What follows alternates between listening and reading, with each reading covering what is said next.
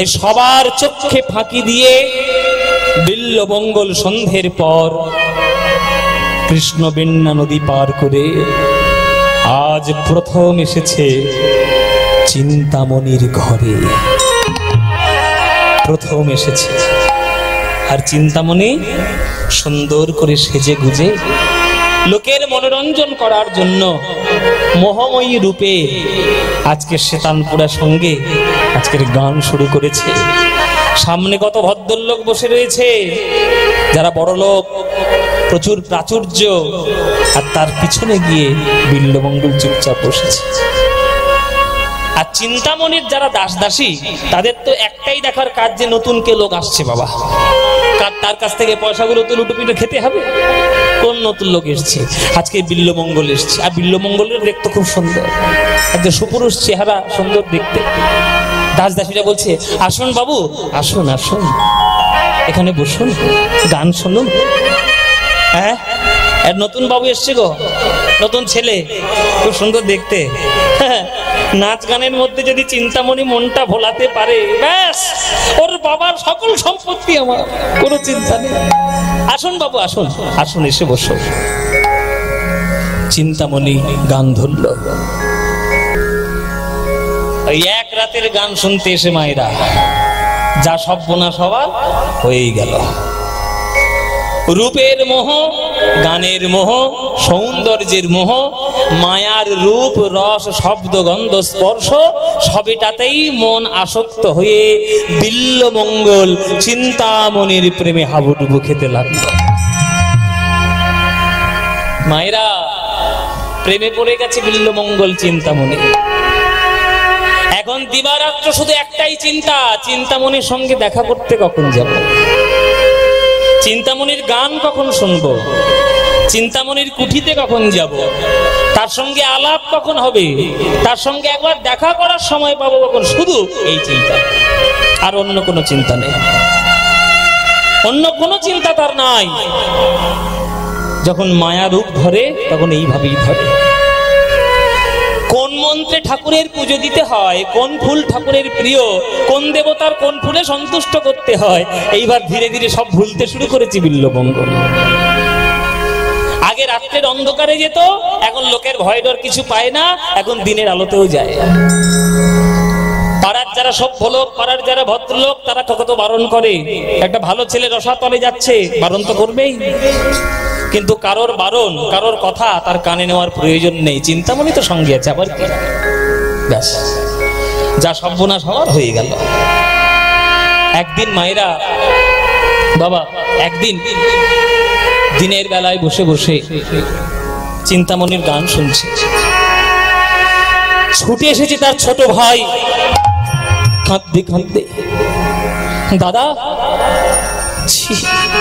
ছি ছি দাদা, পাড়ার লোকে এত বদনাম করে, তবু তোমার কোনো লজ্জা নেই, বসে রয়েছে এই বাইদের কুটিরে, বেদ মন্ত্র ভুলে গিয়ে, শাস্ত্র পূজা অর্চনা ভুলে গিয়ে আজ কত বড় সর্বনাশ হয়েছে তুমি কি জানো? এই যে বাইজি বাড়ি তুমি বসে আছো, কত বড় সর্বনাশ হয়েছে তুমি জানো? যিনি আমাদের জন্মদাতা, যিনি আমাদের জগতে জন্ম দিয়েছেন, যে আমাদের জীবনের প্রথম গুরু, আমাদের বাবা এই জগতে নাই, যে বাবা আমাদের মৃত্যুবরণ করেছে।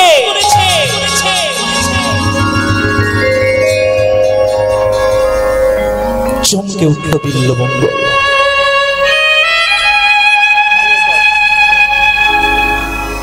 এই জীবনের প্রথম একটা আঘাত অনুভব করলো হৃদয়। কি বললি ভাই? বাবা বেঁচে নাই? বেঁচে নাই বাবা, থাকবে কি করে? তোর এই কীর্তিতে যা পাড়ার লোকের কাছে বদনাম তাকে শুনতে হয়, তার মানসিক চিন্তা নেই। মানসিক চিন্তা করতে করতে আমার বাবাটা চলেই গেল, আর তোর লজ্জা নেই? তুই এখানে বসে বসে গান শুনছিস। তোকে আমার দাদা বলতে লজ্জা করে, ঘেন্না করে।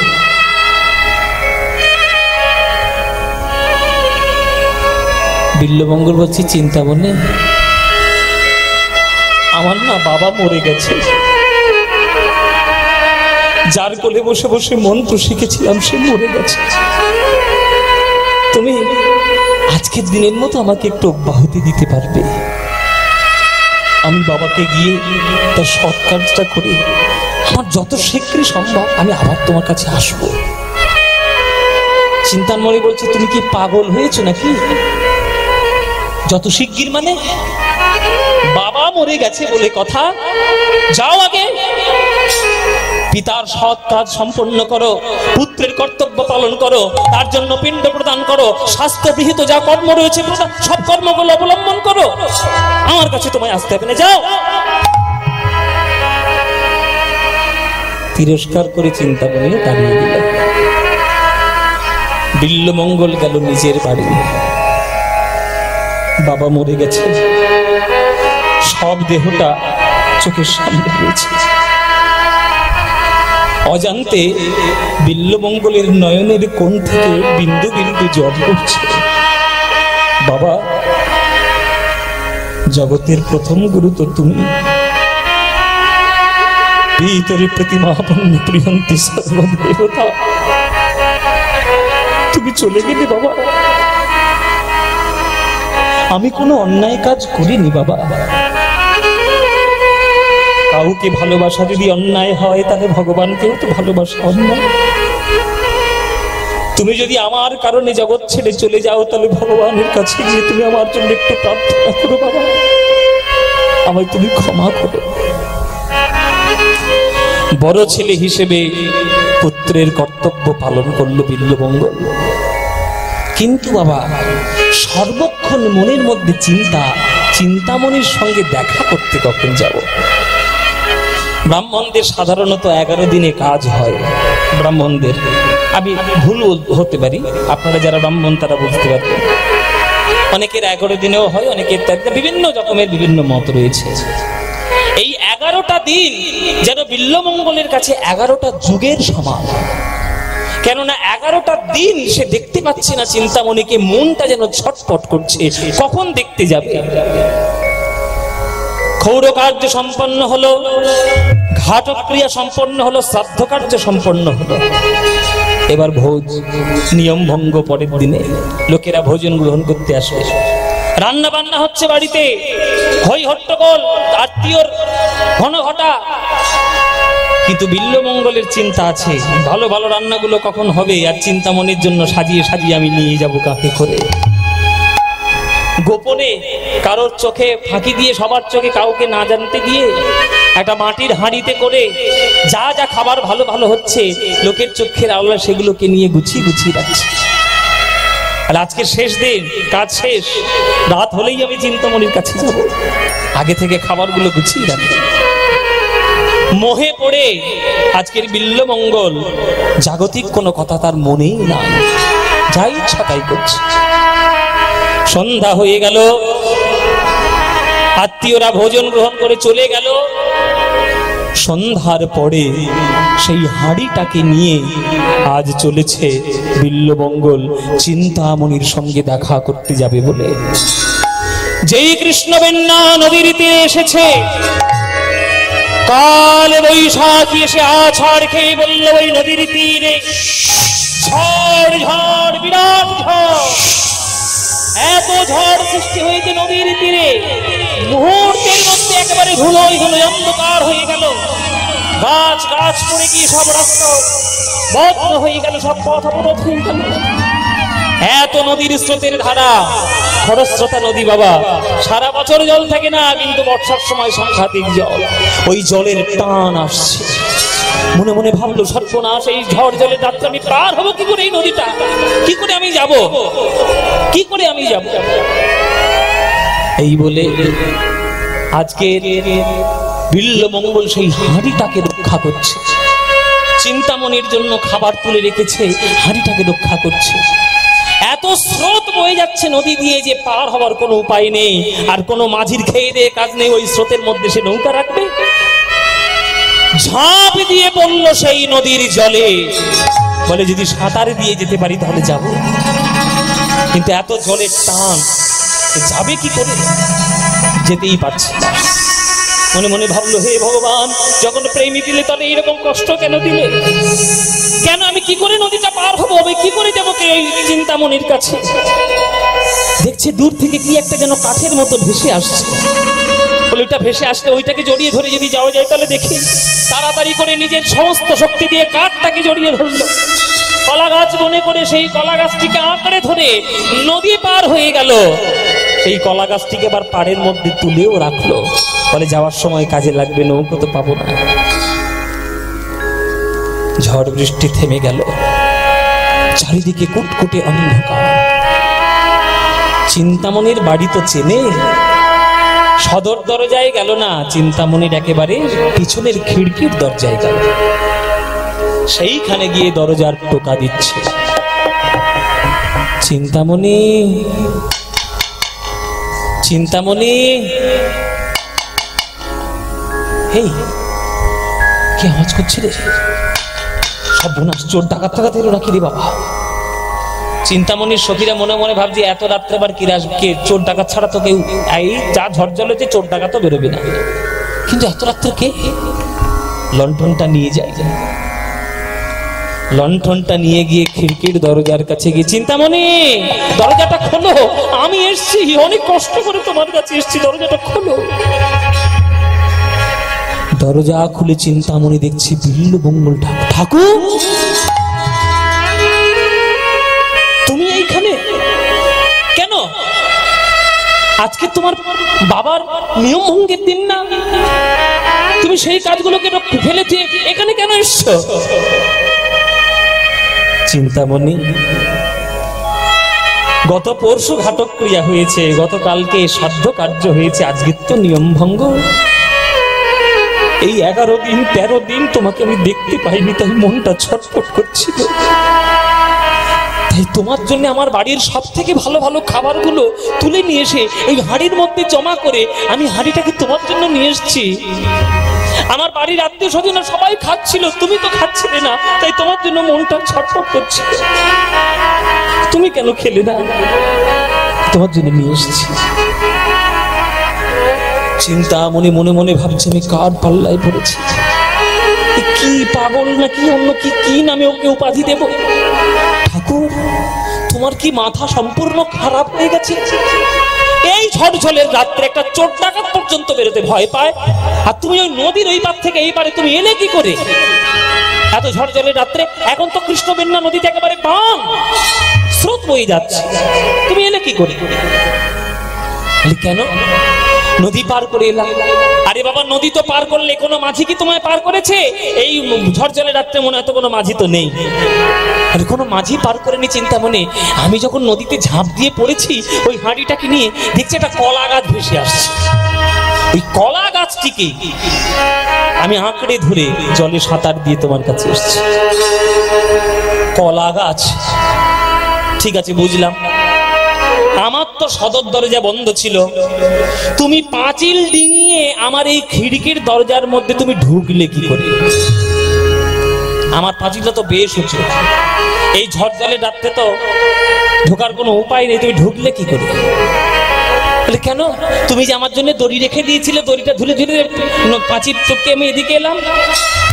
দড়ি আমি তোমার জন্য ঝুলিয়ে রাখবো? বাহ, আমার মাথাটা তো তোমার মতোই খারাপ হয়েছে তাহলে। হ্যাঁ, চোর ডাকাতের জন্য আমি একটা দড়ি ঝুলিয়ে রাখি কিনা এই ঝড় জলের রাতে? কোথায় তোমার দড়ি, দেখি তো। এই বলে দড়ি দেখতে গেছে বাবা। ও মায়েরা, দড়ি দেখতে গেছে। দড়িটার দিকে যখন লণ্ঠন ধরে তুলে ধরেছে, ওই লণ্ঠন ফেলে পালিয়ে আসার তখন সর্বনাশ হয়ে গেছে। কি দেখছে জানো? গর্তের মধ্যে মুখ ঢুকিয়ে একটা অজগর সাপ ওই পাঁচিল ডিঙিয়ে এই পারে পড়েছিল।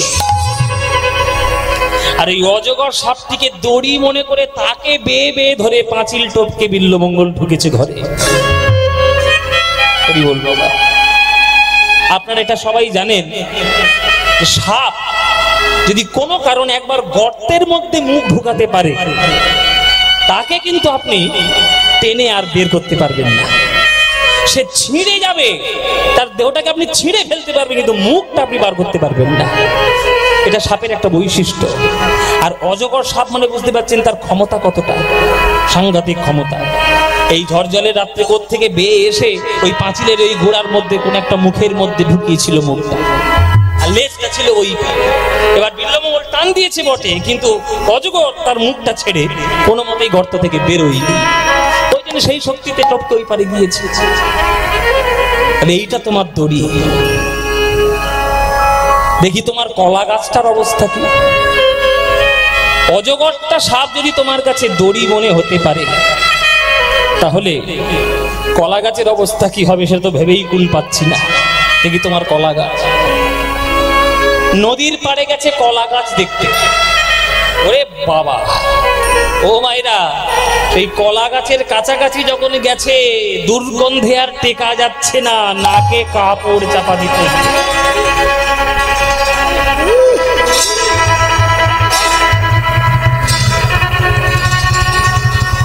ও মায়েরা, ওটা কি জানো?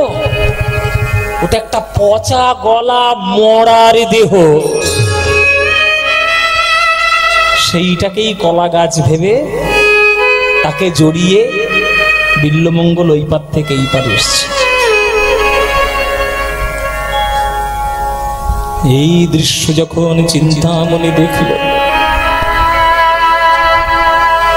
বিল্বমঙ্গলের দিকে ফেল ফেল করে তাকিয়ে আছে।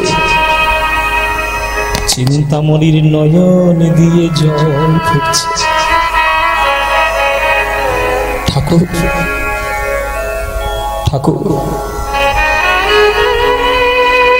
তুমি কি সর্বনাশ করলে তোমার জীবনটিকে? একটা পচা গলা মৃতদেহ, তাকে তুমি কলা গাছ বলে মনে করে তুমি ওই পার থেকে এই পারে এলে। নাকি কি তোমার একবারও দুর্গন্ধ লাগেনি? আমার প্রেমে তুমি এমন মগ্ন যে একটা অজগর সাপকে তুমি দড়ি মনে করছো, আর একটা কলা গাছকে তুমি মরাকে তুমি কলা গাছ মনে করছো। তুমি ঠিক করলে না ঠাকুর। এই মৃতদেহটা দেখে মনে হয় আমারই মতো কোন একটা নারী শরীরের মৃতদেহ। ওটাও একটা নারী শরীর, আমারও নারী শরীর, শুধু পার্থক্য একটাই, আমার দেহে প্রাণ আছে, ওর দেহে প্রাণটা নেই।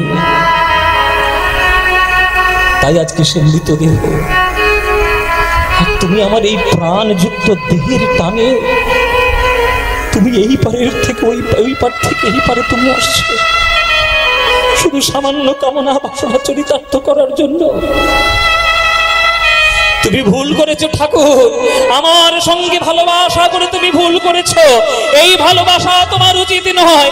এই পবিত্র ভালোবাসা এই অপবিত্র শরীরের প্রতি না দিয়ে তুমি যদি জগৎপতি গোবিন্দের প্রতি এই ভালোবাসা অর্পণ করতে, তোমার ভালোবাসা আজ সফল হয়ে যেত ঠাকুর। তুমি আজ মহাবৈষ্ণবে পরিণত হতে তুমি ভুল করেছো ঠাকুর। চলে যাও, চলে যাও, এখান থেকে চলে যাও। তুমি আর আমার সামনে কোনোদিন আসবে না। আমি চিন্তামণি, আমি আজ থেকে তোমায় তিরস্কার করলাম। বিল্বমঙ্গলের মাথায় যেন বজ্রাঘাত পড়ল। চিন্তামণি, তুমি আমায় তাড়িয়ে দিচ্ছ চিন্তামণি? তোমায় ভালোবেসে আমি আমার সংসারের সকল টান ভুলে গেছি, আর তুমি আমায় তাড়িয়ে দিচ্ছ। আমার ভালোবাসাটা কি তাহলে ভুল?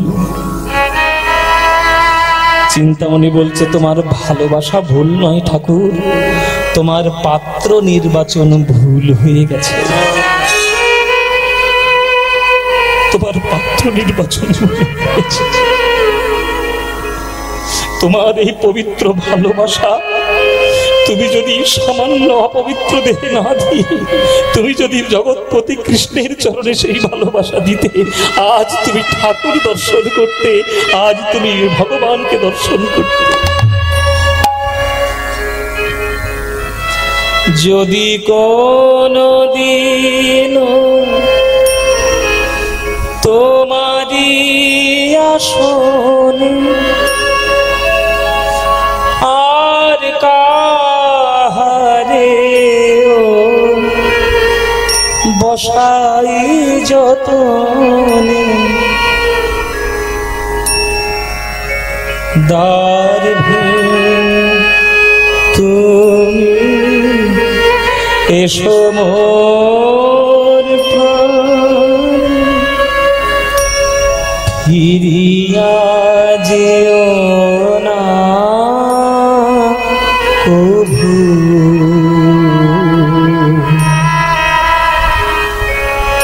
যদি আমার হৃদয় দুয়ার বন্ধ রহে গো প্রভু।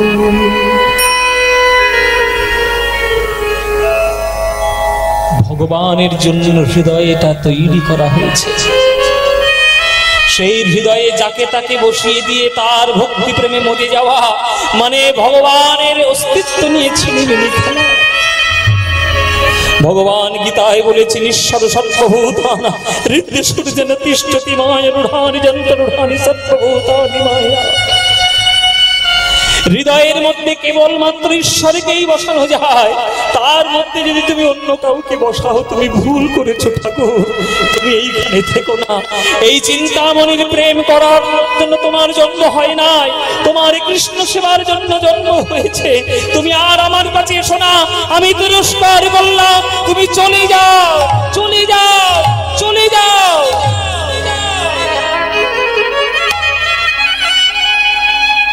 চিন্তামণি, তোমার প্রেমে মগ্ন হয়ে আমি যে সব ভুলে গেছি চিন্তামণি, আজ তুমি আমায় তাড়িয়ে দিচ্ছ।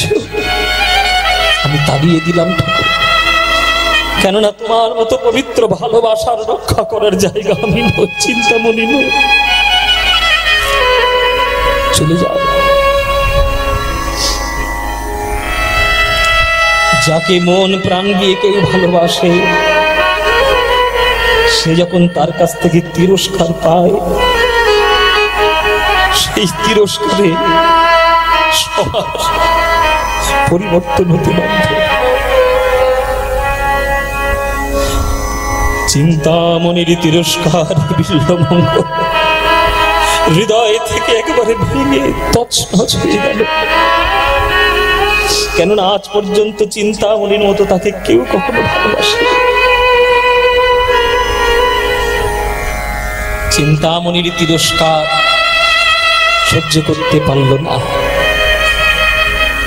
প্রেমিকার কাছ থেকে প্রত্যাখ্যান পেয়ে সাধারণ প্রেমকে অস্বীকার করে এইবার পারমার্থিক প্রেমের প্রতি নজর দিয়ে বিল্বমঙ্গল চলেছে আজ সাধনার পথে, বিল্বমঙ্গল চলেছে আজ ভজনের পথে।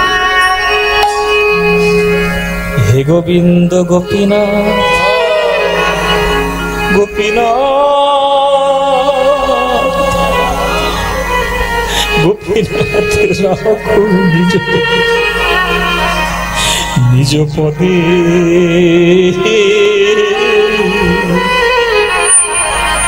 হে গোবিন্দ গোপীনাথ ও গোপীনাথ রাখো রাখো নিজ পদে,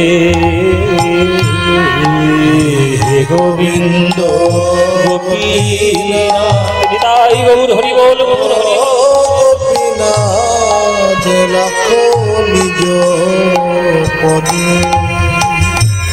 আমার কাম ক্রোধ ছয় জনে লইয়া ফিরে নানা স্থানে, কাম ক্রোধ ছয় জনে লইয়া ফিরে নানা স্থানে, তবু বিষয় ভুঞ্জায়ে নানা তবু বিষয় ভুঞ্জায়ে নানা মতে গো রাখো নিজ পদে। আমি হইয়া মায়ার দাস, আমি করি নানা অভিলাষ, হইয়া মায়া আমি করি নানা ওগো তোমার শরণ গেল দূরে, আমি অর্থ লাভ এই আসে, আমি কপট বৈষ্ণব বেশে, আমি ভ্রমিয়া বেড়াই দারে দারে রো, ভ্রমিয়া বেড়াই দারে দারে। যদি এ অধমের কেশে ধরি, এই গানটি যিনি রচনা করেছেন নরোত্তম দাস ঠাকুর। নরোত্তম দাস ঠাকুর, এর থেকে বেশি ভালো প্রার্থনার গান আর কি হতে পারে? আপনারা আজকে যারা গান শুনছেন, মায়ার রূপ রস শব্দগন্ধ স্পর্শ আপনাদেরও কখনো না কখনো স্পর্শ করেছে, কিন্তু এই সব গান যদি গেয়ে গোবিন্দের চরণে একবার ঠাঁই নিতে পারেন, এইগুলোই হচ্ছে আমাদের প্রার্থনার আসল গান। প্রভু তুমি যদি কৃপা করি, এই অধমের কেশে ধরি, যদি টানিয়া তুলহ ব্রজ ধামে, টানিয়া তুলহ ব্রজ ধামে, তবে সে রহিয়ে ভালো, নইলে পরানো গেল। কহিতেছে দাস নরোত্তমে গো, কহিতেছে দাস নরোত্তমে, আমায় কৃপা করো হে, আমায় কৃপা করো হে।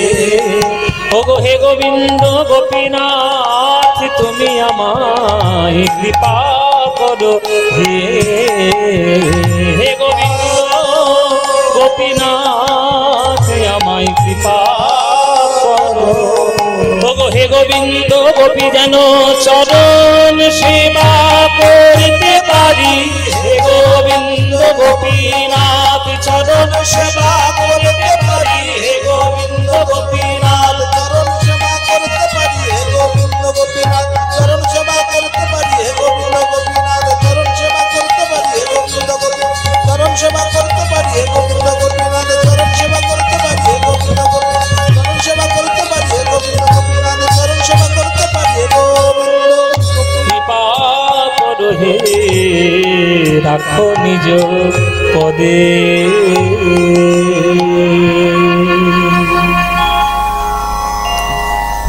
প্রেমিকার কাছ থেকে তিরস্কার পেয়ে মনে প্রাণে সাধু হবে বলে চলেছে সাধু সন্তের পথে বিল্বমঙ্গল, কিন্তু মায়া তার ছলনা ছাড়বে কেন বাবা?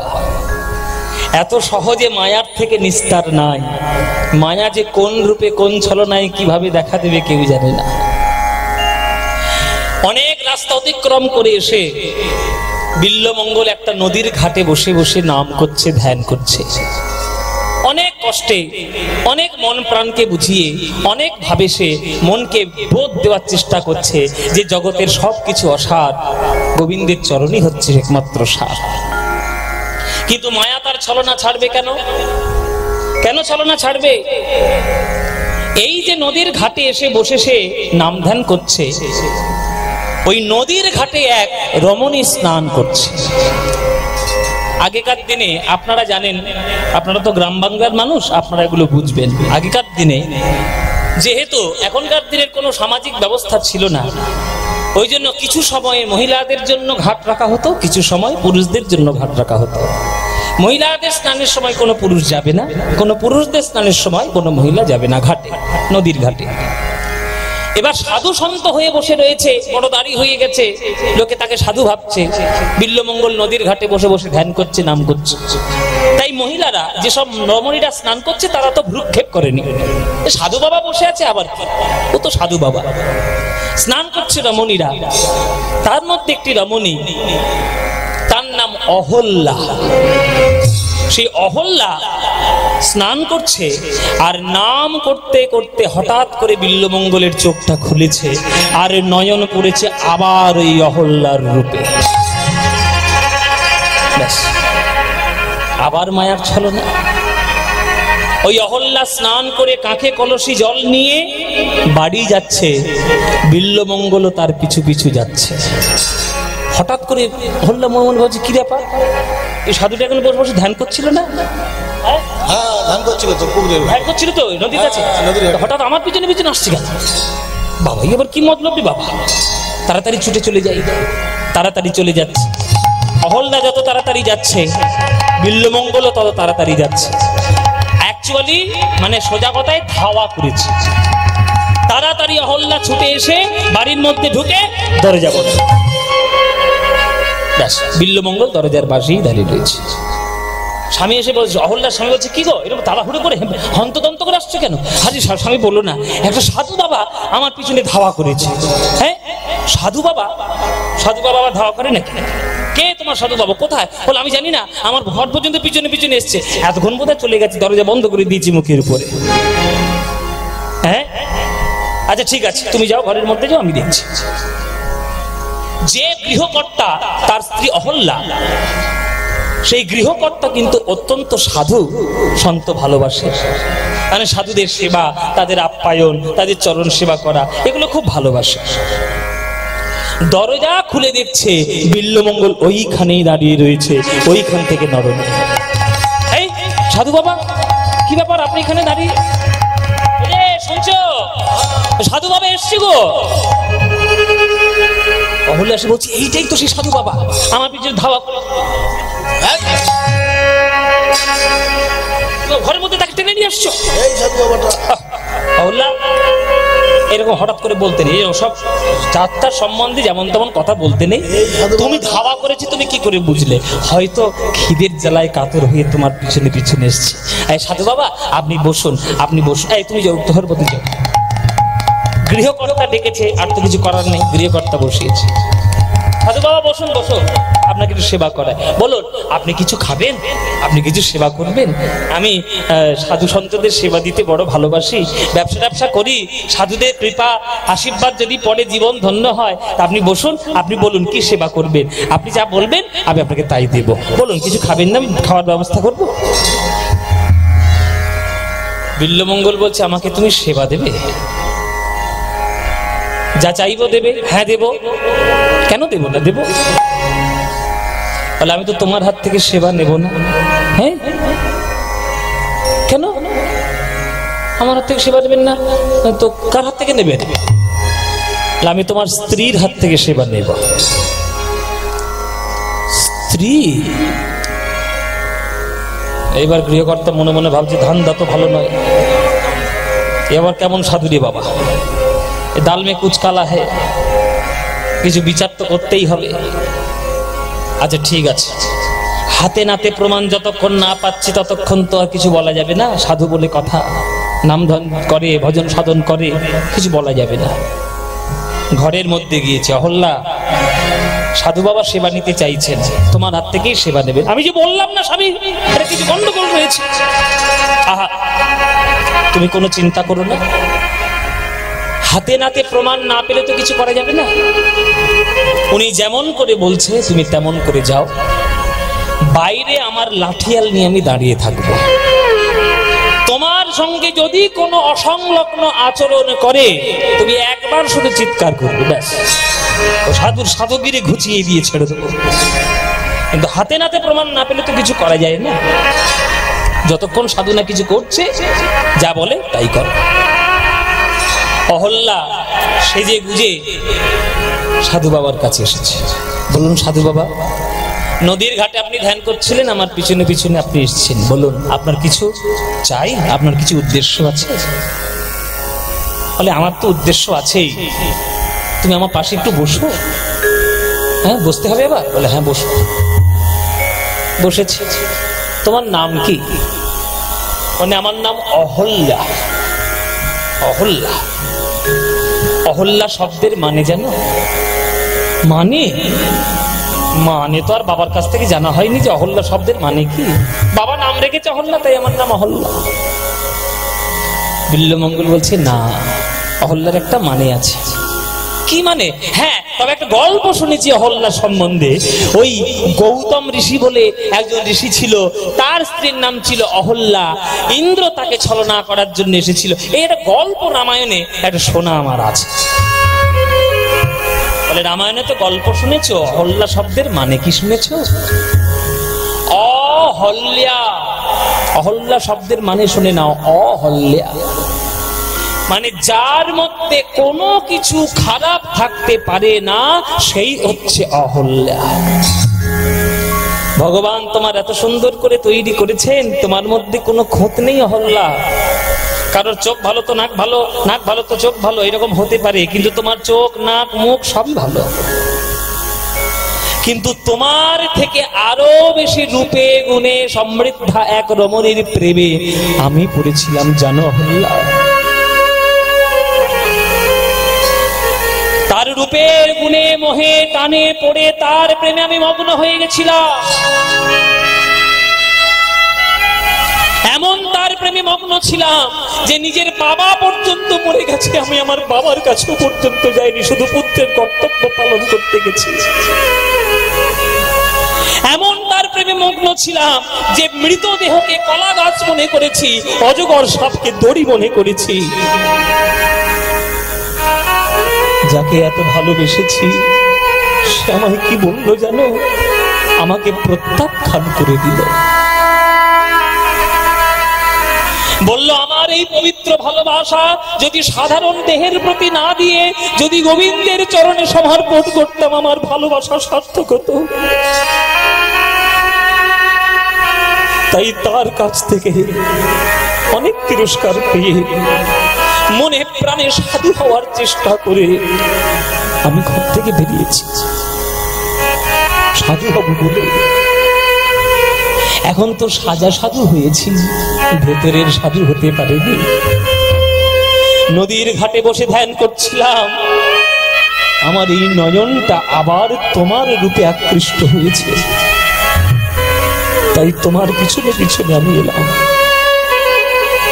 তাই তোমার কাছে হাত পেতে আমি একটা ভিক্ষে চাইছি, তুমি কি আমাকে ভিক্ষাটা দেবে অহল্যা? কি ভিক্ষা ঠাক সাধু বাবা? বলে তোমার এই সুন্দর চুলে সুন্দর দুটো রূপোর কাঠি আছে, ওই রূপোর কাঠি দুটো আমার উপহার দেবে, ওইটা আমার দরকার খুব। অহল্যা মনে মনে ভাবছি বাবা যাক বাবা, হাঁপ ছেড়ে বাঁচলাম। সাধু বাবা অতি অল্পে সন্তুষ্ট হয়ে গেছে। এই রূপোর কাঠিটা দেব, এই কাঠিটা বিক্রি করে কিছু টাকা পয়সা গ্রহণ করবে আর খাদ্য খাবার খেয়ে মনের বাসনা। রূপোর কাঠি এই নেই, রূপোর কাঠি। রূপোর কাঠিটা খুলে বিল্বমঙ্গলের হাতে দিল, আর সেই রূপোর কাঠিটা নিয়ে বলছে অহল্যা তুমি আজকে আমায় কি দিলে জানো? ভবসাগর পার করার নৌকা তুমি আমার হাতে তুলে দিলে। এই যে রূপোর কাঁটা দিলে, এই আমার সাধুকে জাগ্রত করবে, আমার ভক্তকে জাগ্রত করবে, আমার মনের আসল সাধুকে জাগ্রত করবে। যে রূপ দিয়ে চিন্তামনের রূপে আমি আকৃষ্ট হয়েছিলাম, যে নয়ন দিয়ে আমি তোমার রূপে আকৃষ্ট হলাম, আমি এতদিনে বুঝিলাম আমি আমার শত্রুকে নিয়ে বসবাস করছি। সেই শত্রু হলো আমার এই দুটি নয়ন। যে নয়ন গোবিন্দ রূপ দেখছে না, যে নয়ন গোবিন্দ রূপ দেখতে চাইছে না, যে নয়ন মায়ার রূপের মধ্যে আকৃষ্ট হচ্ছে, তুমি আমার গুরুদেবের মতো এই রূপোর কাঠি তুলে দিলে, এই কাল শত্রুকে আর আমার অঙ্গের মধ্যে আমি রাখবো না। আমি বুঝতে পেরেছি আমার শত্রু কোনটা, আমার এই দুটো নয়ন। এই নয়নকে আমি চিরকালের মতো বিদায় দিলাম। প্রভু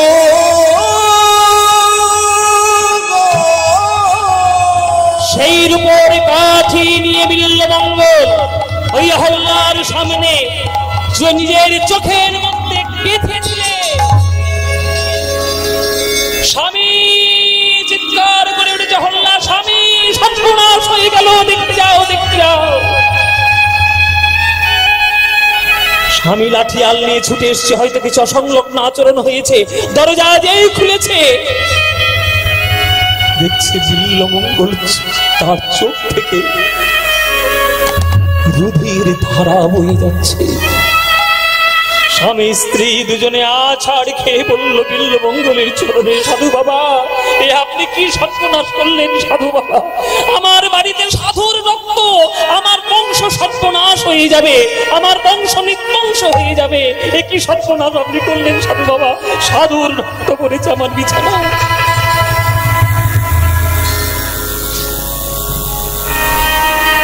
বিল্বমঙ্গল বলছে, কিসের সাধু? সাধু তো তোমার স্বামী, যে আমাকে সাধু মনে করে তাকে জায়গা দিয়েছে তার ঘরে, তোমার স্বামী হচ্ছে সাধু। আমি এতদিন পর্যন্ত শত্রুকে সঙ্গে নিয়ে ঘুরছিলাম, আর শত্রু আমার সঙ্গে থাকবে না।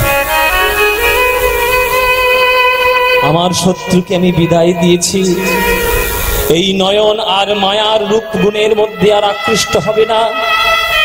যদি এই নয়ন পেতেই হয় তাহলে গোবিন্দের রূপ নিয়ে তবে এই নয়নটা দেখতে পাবো, আর কারোর রূপ আমি দেখতে চাই না জগতে। তোমরা সবাই ভালো থেকো, তোমরা সবাই সুখী থেকো। চলে যাচ্ছে বিল্বমঙ্গল। এইবার তার ভেতরের সাধুটা জাগ্রত হয়েছে, এইবার আর তার মায়া কোনোভাবেই তাকে ভ্রমিত করতে পারবে না। এইবার যাচ্ছে আসল রাস্তা। আমন্যধন্যানি দীনান্তরানি, কর্ণামৃতম গ্রন্থের শ্লোক, বিল্বমঙ্গলের লেখা। আমন্যধন্যানি দীনান্তরানি হরে ত্বদালোকনমন্তরে,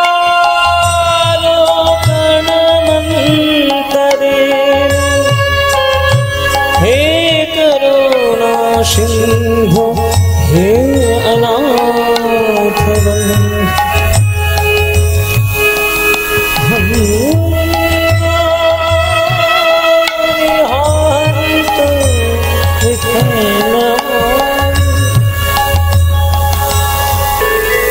যে কোনো প্রেমের গান শুনুন, আপনি যদি সেটাকে কৃষ্ণের দিকে কনভার্ট করে দেন, দেখবেন কৃষ্ণকেই আপনি ভালোবাসছেন, কৃষ্ণকেই আপনি ভালোবাসছেন। শুধু প্রেমের ভাষা হতে হবে সেই প্রেম যুক্ত, সেই প্রেমের ভাষা যেন অশ্লীল না হয়ে যায়।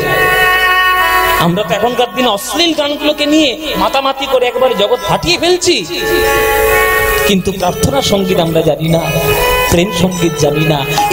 কিরণ দিয়ে যাক মোর মোহ কালিমা ঘুচায়ে, মলিন মোর মুছায়ে, তুমি নির্মল কর মঙ্গল করে, মলিন মোর মুছায়ে, মলিন মোর মুছায়ে, মলিন মোর মুছায়ে।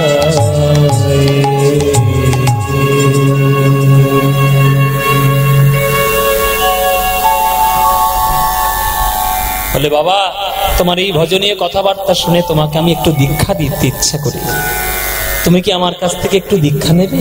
দীক্ষা? দীক্ষা কি বস্তু বাবা? আমি তো জানি না সাধু বাবা। বলে, দীক্ষা কি বস্তু? দীক্ষা হলো প্রতিষ্ঠা করার বস্তু। একটা পাথরের মন্দিরে যেমন পাথরের বিগ্রহ প্রতিষ্ঠা হয়, সোনার মন্দিরে যেন সোনার বিগ্রহ প্রতিষ্ঠা হয়, দেহ হলো একটা মন্দির। এই দেহ মন্দিরের মধ্যে মন্ত্ররূপী বিগ্রহ প্রতিষ্ঠা করার নামই হলো গুরুচরণে দীক্ষা গ্রহণ করা। তুমি কি আমার কাছ থেকে দীক্ষা নেবে? হ্যাঁ বাবা, আমি দীক্ষা নেব, নিশ্চয়ই আমি দীক্ষা নেব। এসো, আমি তাহলে তোমাকে মন্ত্র দিই। মন্ত্র দিল আজ বিল্লমঙ্গলের কর্ণে কৃষ্ণ প্রেমামৃত মন্ত্র। আচ্ছা, আপনি আমাকে মন্ত্র দিলেন, দীক্ষা দিলেন, কিন্তু এতক্ষণ তো আপনার নামটাও জানা হলো না। বলে আমার নাম হচ্ছে সোমগিরি মহারাজ। সোমগিরি মহারাজ তার নাম দক্ষিণ ভারতে। এই গিরি কথাটা শব্দটা কেন? এই গিরি শব্দটি হচ্ছে দশনামী সম্প্রদায়ের মধ্যে এক সম্প্রদায়।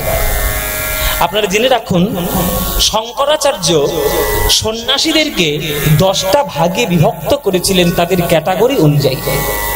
তাকে বলে দশনামী সম্প্রদায়। সেই দশনামী সম্প্রদায় কি কি জেনে রাখুন, আপনাদের কাজে লাগবে। তীর্থ, আশ্রম, বন, গিরি, অরণ্য, পর্বত, সাগর, পুরী, ভারতী, সরস্বতী, এইটা 10টা সম্প্রদায়।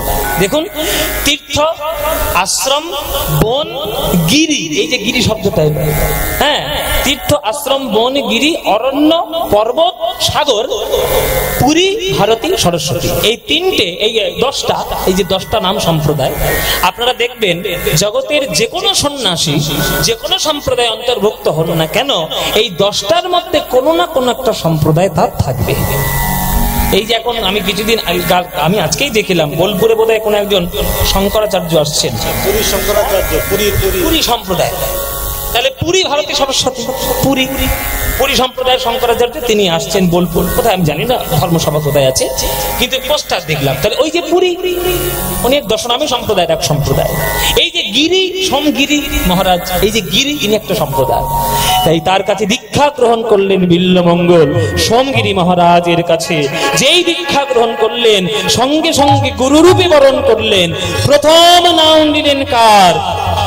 চিন্তামণির জয়তি সোম গুরু গুরুর্মে। প্রথম গুরুকে শ্লোকের মধ্যে লিখে দিলেন, চিন্তামণির জয়তি সোম গুরু গুরুর্মে। প্রথম গুরুকে যে তিরস্কার করেছে, যে কৃষ্ণের পথে চালিত করেছে, যে প্রেমকে সঠিক রাস্তা দেখিয়েছে, যার জন্য আজ কৃষ্ণ নামে আমি পাগল, সেই হলো আমার জীবনের প্রথম গুরু। চিন্তামণির জয় হোক, তাই চিন্তামণির নাম সর্বপ্রথম। দেখছেন সম্মান কাকে বলে? হতে পারে সে একটা বাইজি, হতে পারে সে একটা পতিতা, হতে পারে সে একটা কুঠি বাইরে একটা মেয়ে, কিন্তু সে আজকে তিরস্কার করেছিল বলে আজকে বিল্লমঙ্গল সাধু হতে পেরেছে, কৃষ্ণ নাম করতে পেরেছে। তাই কৃতজ্ঞতা স্বরূপ তার নামটাই বিল্লমঙ্গল প্রথম করেছে। চিন্তামণির জয়তি সোম গুরু গুরুর্মে। তারপরে ত্রিজি ভগবানকে স্বয়ং ভগবান পরমাত্মা রূপে বিরাজ করছেন হৃদয় ভগবান গুরুদেব রূপে। যদ পাদ কল্প তর পল্লব শেতদেশ। এগুলো হচ্ছে আপনারা দেখবেন চৈতন্য চরিতামৃতে সব শ্লোকগুলো সব লেখা আছে। এই যে চিন্তামণির জয়তি সোম গুরু গুরুর্মে, এই চিন্তামণি শব্দটা বিশ্লেষণ করতে গিয়ে কৃষ্ণদাস কবিরাজ গোস্বামী মনে মনে ভাবলেন, চিন্তামণি কে? বিল্লমঙ্গল ঠাকুর কর্ণামৃতম গ্রন্থের প্রথম শ্লোকে যে তাকে বর্ণনা করলেন, যে চিন্তামণিটাকে জগৎ চিন্তামণি না, জগৎ চিন্তামণি তো বটেই, তার সঙ্গে সঙ্গে তার প্রেমিকা চিন্তামণি। এত বড় কৃতজ্ঞতা যে বৈষ্ণব দেখিয়েছে, তার গ্রন্থ মহাপ্রভু অনুলিপি করিয়ে নিয়ে আসবে না তো কার গ্রন্থ নিয়ে আসবে বাবা? এইটাই তো মহাপ্রভুর কাছ থেকে আমরা পেয়েছি। আর এদিকে চিন্তামণি কেমন করে আছে? চিন্তামণি আজ বিল্লমঙ্গলের প্রেমে পাগল। ওই কুঠি পরিত্যাগ করলো, ওই বাইজি বাড়িটাই পরিত্যাগ করলো, পরিত্যাগ করে বিল্লমঙ্গলের প্রেমে পাগল হয়ে আজ চিন্তামণি বিল্লমঙ্গলের খোঁজ নিতে বেরিয়েছে। ওহে ঠাকুর, সবাই আমার কাছে এসেছিল আমার লোভে, আমার লোভে, কিন্তু তুমি এসেছিলে আমার ভালোবাসার লোভে।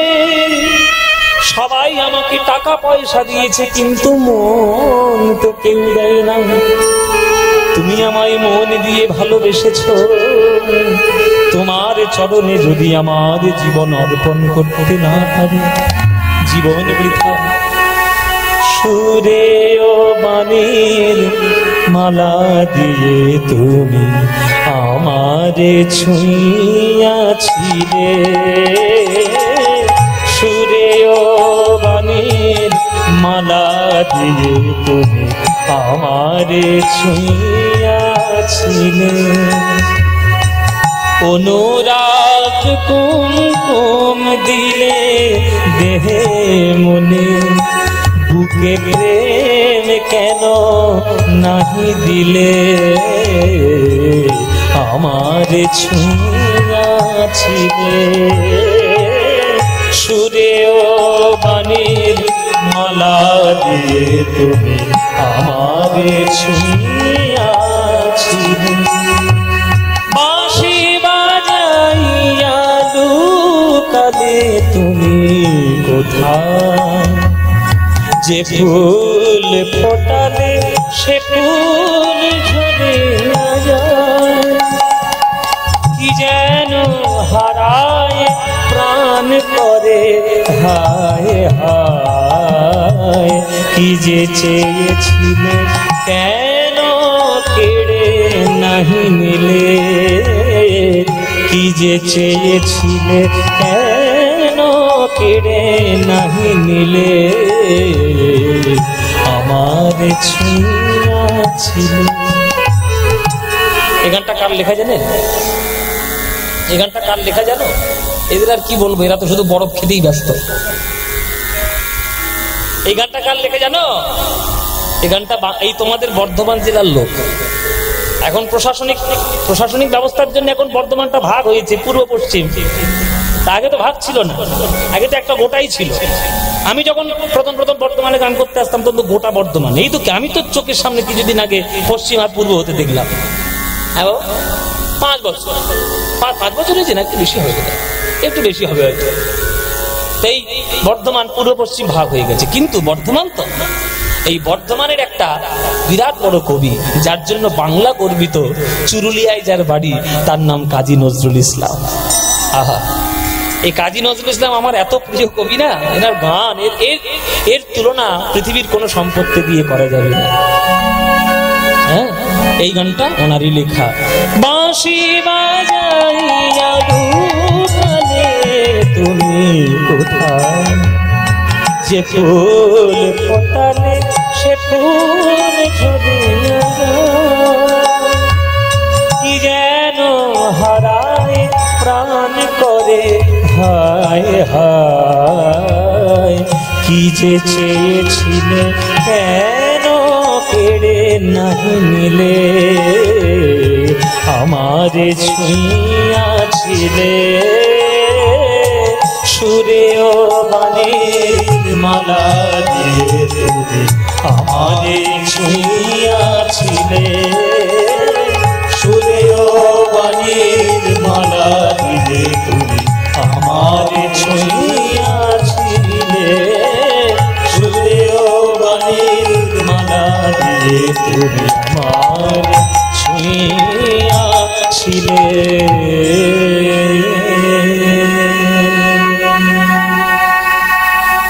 দুজনের দুটো স্রোত দেখুন বাবা। গুরুদেবের কাছ থেকে দীক্ষা গ্রহণ করে বিল্লমঙ্গল চলেছে কৃষ্ণের প্রেমের টানে, এদিকে বিল্লমঙ্গলের প্রেমে পাগল হয়ে চিন্তামণি চলেছে বিল্লমঙ্গলের টানে। দুটো ধারা, একটা কৃষ্ণের প্রেমের ধারা, একটা মায়ার প্রেমের ধারা। দুটোই ধারা গিয়ে কিভাবে মিলিত হবে সেইটাই তো দেখার কাজ আমাদের। হ্যাঁ, বিল্লমঙ্গল চলেছে। হে দেব হে দয়িত, কর্ণামৃতম গ্রন্থের শ্লোক। হে দেব হে দয়িত, হে হে ভুবনৈক বন্ধু, ওগো হে কৃষ্ণ হে চাপল,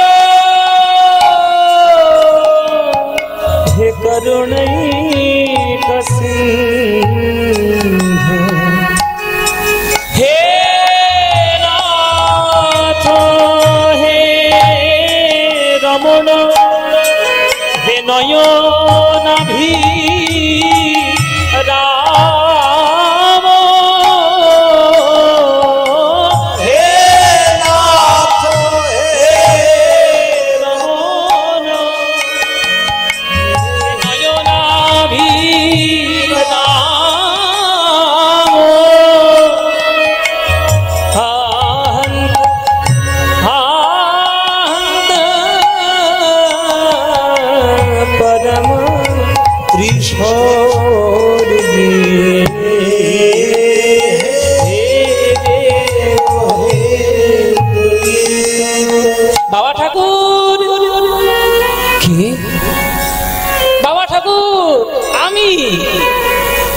আমি কে বাবা? আমি তো তোমায় দেখতে পাচ্ছি না, আমি তো দেখতে পাই না। ও, তুমি দেখতে পাও না? আচ্ছা, আমি হচ্ছি একটা রাখাল ছেলে, এই গ্রামেই আমার বাড়ি। আমিও কৃষ্ণের খুব ভক্ত। তুমি কৃষ্ণের নাম গাইতে গাইতে যাচ্ছ তো, তোমাকে দেখেই আমি তোমার কাছে ছুটে এলাম। ও বাবা ঠাকুর, ও বাবা ঠাকুর, তুমি কোথায় যাচ্ছ বাবা ঠাকুর? আমি মধুময় বৃন্দাবনে যাচ্ছি বাবা। বৃন্দাবন? আমিও যেতে চাই বৃন্দাবন বাবা ঠাকুর। জানো, আমার গায়ের রং কালো বলে, আমি গরু চড়াই বলে আমার পাড়ার লোকেরা কেউ আমায় ভালোবাসে। যার বাড়িতে যায় সে তুচ্ছা করে তাড়িয়ে দেয়, আমাকে কেউ একবারও দেখে না। আমার তাই মনে মনে ভাবলাম যে বৃন্দাবনে যে ভগবান আছে সেই ভগবানেরও গায়ের রং কালো, আমারও গায়ের রং কালো, তা ভগবানেরও গায়ের রং কালো। আমি যদি বৃন্দাবনে যেতে পারি, ওই কৃষ্ণরে যেমন সবাই পুজো দেয়, আমাকেও যদি একটু কেউ ভালোবাসে, আমি তোমার সঙ্গে যাবো বাবা ঠাকুর, তুমি আমার সঙ্গে দেবে? বিল্লমঙ্গল বলছে, কে কার সঙ্গে যাবে? তুমি আমার সঙ্গে নাই, আমি তোমার সঙ্গে। হাত ধরে সেই ছেলেটা বলছে, দুজন দুজনার সঙ্গে যাব, দুজন দুজনার সঙ্গে যাব। তুমি আমার সঙ্গে যাবে বাবা? হ্যাঁ, তুমি তো দেখতে পাবে না, আমি দেখিয়ে দেখিয়ে নিয়ে যাব। আর তুমি যেই আমি তোমার সঙ্গে সঙ্গে যাব, দুজনে একসঙ্গে বৃন্দাবনে গিয়ে ওই গিরিধারী লাল ওই গোবিন্দকে দর্শন করব। চলো তাহলে তোমার সঙ্গে যাই। ওই বালকটি যখন ওই বিল্লমঙ্গলের কর স্পর্শ করল, বিল্লমঙ্গলের অঙ্গে শিহরণে খেলে গেল। এমন অপূর্ব স্পর্শ তো আমি কোনোদিন পাইনি। তুমি কে? কে তুমি? আমার হাত ধরে নিয়ে চলো সখা, আমি তো পথ চিনি না। আমার হাত ধরে তুমি নিয়ে চলো সখা, আমি তো পথ চিনি না। গোবিন্দের হাত ধরে ধরে আজ বিল্লমঙ্গল আসছে। যত পথ অগ্রসর হচ্ছে, বিল্লমঙ্গল বুঝতে পেরেছে কে সে আমার হাত কি ধরেছে। যার হাত ধরার জন্য সকল যোগী ঋষি, যার কর স্পর্শ করার জন্য মুনি ঋষি জঙ্গলে গিয়ে কত সাধনা করে ঊর্ধ্বপদে হেঁট মুন্ডে, সেই ভগবান আমার কর স্পর্শ করে ভগবান স্বয়ং নিয়ে যাচ্ছে বৃন্দাবনে। এর থেকে বড় সৌভাগ্য আমার কি হবে? প্রভু, তুমি হাতটি যেন ছেড়ে দিও না। বৃন্দাবনে এসে হাজির হলো। এই হলো বৃন্দাবন বাবা ঠাকুর, এই দেখো বৃন্দাবন। ও, তুমি আবার দেখবে কি করে? তুমি তো দেখতেই পাও না। হ্যাঁ, আমি তোমাকে বলে বলে দিচ্ছি, মনে মনে তুমি একটা কল্পনা করে নাও যে বৃন্দাবন কেমন দেখতে। এই দেখো, কুলু কুলু শব্দে বয়ে চলেছে যমুনা। এই দেখো, বিরাট বড় আকার ধরে দাঁড়িয়ে রয়েছে গিরি গোবর্ধন। এই দেখো, রাধা গোবিন্দের লীলা স্থান কুঞ্জবন। তুমি তো বৃন্দাবনে এসে গেছো, আমি একটা রাখাল ছেলে, আমারও উদ্দেশ্য বৃন্দাবনে আসা, তোমার উদ্দেশ্য বৃন্দাবনে আসা। তাহলে এইবার আমায় বিদায় দাও বাবা ঠাকুর, বিদায়।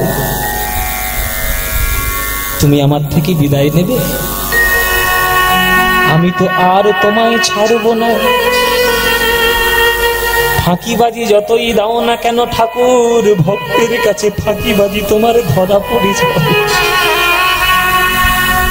আমি আর তোমায় ছাড়ব না, হৃদয়ের মধ্যে জড়িয়ে রাখবো। তুমি আমায় ছাড়বে না বাবা ঠাকুর? যদি আমি তোমাকে হাতটা জোর করে ছাড়িয়ে নিয়ে চলে যাই, তুমি কি আমাকে আটকাতে পারবে? না ঠাকুর, তোমায় আটকাবো এ সাধ্য কার? যে বাম হাতের কনিষ্ঠ আঙুলে তুমি গিরি গোবর্ধন ধারণ করেছো, সেই হাত দিয়ে তুমি আমাকে জোর করে ছাড়িয়ে নিয়ে যেতে পারবে? এ তো অসাধ্য সাধন কিছু নয়। কিন্তু জেনে রাখো হে ভগবান, हाथ छुड़ा के जाते हो निर्बल जान के मोहे, हृदय से जब जाओ तो सबल जान तो है। আমার হাত তুমি ছাড়িয়ে দিয়ে চলে যেতে পারো, এতে তোমার কিসের বীরত্ব? ওই কেমন ভগবান হয়েছো দেখাও দেখি, আমার হৃদয়টা ছেড়ে চলে যাও দেখি তুমি কেমন ভগবান হয়েছো, আমি সাহসটা দেখে নিই। ভগবান কি কখনো কি হলো? ও এত সুন্দর ব্যাপার, এত ভয় পাওয়ার কি আছে? ও যে এসছে কত কৃপা জানো, মহা বৈষ্ণবের মহা একেবারে হ্যাঁ বাহন চলে এসেছে। বসো, কিচ্ছু হবে না, যাইনি তাই। আমার হাত ছাড়িয়ে চলে যেতে পারবে, এতে তোমার কিসের বিরক্ত? কেমন ভগবান হয়েছ দেখি, আমার হৃদয় ছেড়ে চলে যাও দেখি। কোন ভগবান কোন ভক্তকে কোনোদিন হৃদয় ছেড়ে যেতে চায়? ভগবান তো হৃদয়ের মধ্যেই থাকে। তাহলে তুমি আমায় ছাড়বে না? না, ছাড়বো না, যতক্ষণ না তোমার রূপ আমায় দেখাবে আমি তোমায় ছাড়বো না। তুমি যখন প্রথম আমায় স্পর্শ করেছো আমি তখনই বুঝতে পেরেছি কে আমায় ধরেছে। আমার গিরিধারী লাল, আমার গোপীনাথ, আমার মদন মোহন, আমার কৃষ্ণ ধরেছে আমার। হে কৃষ্ণ করুণা সিন্ধু দীন বন্ধু জগৎপতে গোপেশ গোপিকা কান্ত রাধা কান্ত নমস্তুতে, রাধা কান্ত নমস্তুতে। मधुरं मधुरं वपुरस्य विभो, मधुरं मधुरं वदनं मधुरं, मधुरं मधुरं वपुरस्य विभो, मधुरं मधुरं वदनं मधुरं। मधुगन्धि मृदुस्मितमेतनः, मधुगन्धि मधुगन्धि मृदुस्मितमेतनः, मधुगन्धि मधुरं मधुरं मधुरं मधुरं मधुरं কর্ণামৃতম গ্রন্থের একটা শ্রেষ্ঠ গান। মধুরং মধুরং বপু, মানে গোবিন্দের দেহটি কেমন? মধুর মধুর। বলে দুবার মধু বলা হলো কেন? বলে নামেই যার এত মধুর, ঘরে থাকতে দেয় না, তার দেহটাকে বলতে গেলে কি একবার মধু বললে আশা মেটে গো, তাই দুবার মধু। তাই গোবিন্দের দেহটা দুইবার মধুরং। দেহটার মধ্যে আরো সুন্দর জায়গা কোনটা? বলে বদনং মধুরং মধুরং বদনং মধুরং। বদনকে বর্ণনা করার সময় তিনবার মধু। আর সেই বদনের মধ্যে আরো সুন্দর জায়গা কোনটা? বলে মধুগন্ধি মৃদুস্মিতমেতদহ। যেখান থেকে অধর সুধা পাওয়া যায়, যেখান থেকে 6 রাগ 36 রাগিনীর জন্ম হয়, যেইখান থেকে অধরামৃত প্রেম পাওয়া যায়, ওই মুখমণ্ডলের মধ্যে অধরটাই হলো জগতের সব থেকে মধুর স্থান। তাই বদনটাকে মানে গোবিন্দের ঠোঁটটাকে, অধরটাকে বর্ণনা করার সময় বলছে মধুগন্ধে মৃদুম স্মিতমেতদহ। সেইখানে বিল্লমঙ্গল মধুরং মধুরং মধুরং মধুর 4 বার মধু বললে। মধুরং মধুরং বপুরস্য বিভো, মধুরং মধুরং বদনং মধুরং, মধুরং মধুরং বপুরস্য বিভো, মধুরং মধুরং বদনং মধুরং। মধুগন্ধি মৃদুস্মিতমেতনः, মধুগন্ধি মধুরং মধুরং মধুরং মধুরং মধুরং মধুরং মধুরং মধুরং মধুরং মধুরং বপুরস্য বিভো, মধুরং মধুরং বদনং মধুরং, মধুরং মধুরং বদনং মধুরং, মধুরং মধুরং বদনং মধুরা। গোবিন্দের রূপ দর্শন করতে পারলেন বিল্বমঙ্গল। গোবিন্দের ওই মঙ্গলময় কর, মঙ্গলময় হাত ওই বিল্বমঙ্গলের চোখের মধ্যে একবার বুলিয়ে দিলেন। গোবিন্দের রূপ দর্শন করে বিল্বমঙ্গল তার নয়নের হারানো জ্যোতি আজ বিল্বমঙ্গল ফিরে পেল। ঠাকুর ঠাকুর, কে? গলাটা যেন চেনা চেনা মনে হচ্ছে। ঠাকুর, আমি এসেছি ঠাকুর, আমি যে চিন্তামণি। চিন্তামণি, কেন এসেছি তুমি আমার কাছে? আবার কেন এসেছি তুমি আমার কাছে? আর তুমি তোমার রূপের লোভ আমায় দেখিও না। এই নয়ন দিয়ে যে গোবিন্দের রূপ একবার দেখে নিয়েছি, আর তোমার কাছে কিছু নেই আমার কাছে দেওয়ার মতো। ঠাকুর, আমি তোমার কাছে কিছু চাইতে আসিনি, আমি তোমার কাছে সব দিতে এসেছি। এতদিন সবাই আমার গান শুনে আমার প্রশংসা করেছে, অর্থ দিয়েছে, গোলাপ ফুল দিয়েছে, কিন্তু মন তো কেউ দেয়নি। ঠাকুর, আমি তোমার কখনো মায়ার মোহের মধ্যে আর তোমাকে ডোবাবো না।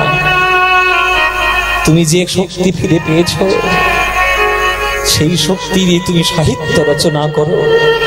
যে সাহিত্য যুগের পর যুগ, বছরের পর বছর, কালের পর কাল অমর হয়ে থাকবে, সেই সাহিত্য তুমি রচনা করো। গোবিন্দ সেবা করো, গোবিন্দের ধ্যান করো, আর তোমার যতটুকু সেবার দায়িত্ব সেটুকু আমার থাকবে। কিন্তু আমি যে তোমাকে গ্রহণ করতে পারবো না চিন্তামণি। গোবিন্দ তখন দৈববাণী করলেন, বিল্বমঙ্গল, আজ যার কৃপায় তুমি আমাকে পেয়েছ, তাকে অস্বীকার করো না। এই চিন্তামণি আর কাম জগতে নাই, এই চিন্তামণি এখন প্রেম জগতে উদ্বিগ্ন হয়েছে। তুমি আমার প্রেমে যে সাহিত্য রচনা করবে, সেই সাহিত্যের সাহায্য তুমি চিন্তামণির থেকেই পাবে। চিন্তামণিকে তুমি অস্বীকার করো না, তুমি গ্রহণ করো।